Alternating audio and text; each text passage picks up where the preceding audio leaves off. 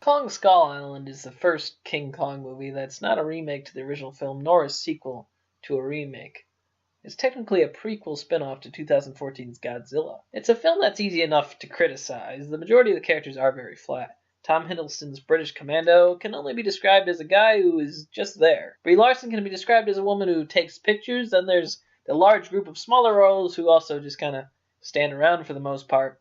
John Goodman gets a bit more to do and is presenting the true believer of the monster world type, but and he has a bit of fun with that, though there's still quite the feeling that he's a bit wasted in the film.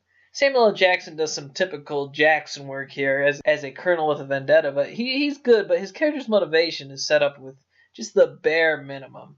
Of course, most monster movies don't have great characters, but is that really an excuse? I would say a problem with most monster movies is that we have to be with these boring human characters to get to the monsters fighting.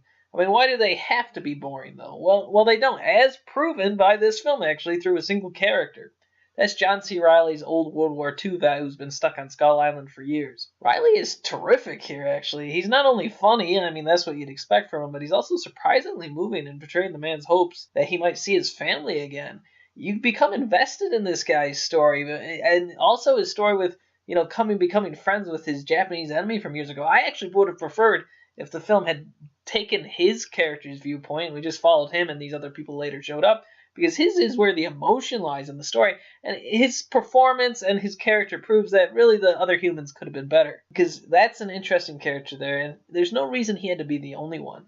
Now, past the character, there are the visuals, of course, which are pretty stunning.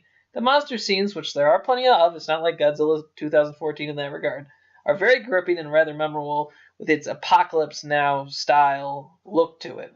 One quibble would be with the choice with the 3D shots that look goofy in 2D. Also, the monster scenes are weakened a bit by some general odd editing throughout the film. It'll often cut to weird places, or like right when the tension's getting ratcheted up, it'll cut to something quiet, or like there's a scene where they're attacking the spiders. You have this very tense moment, and then they beat the spider, and then it like quickly cuts to the shot of John Goodman, who's in the party, but the way it cuts to him, it's also like, okay, now we're no longer there.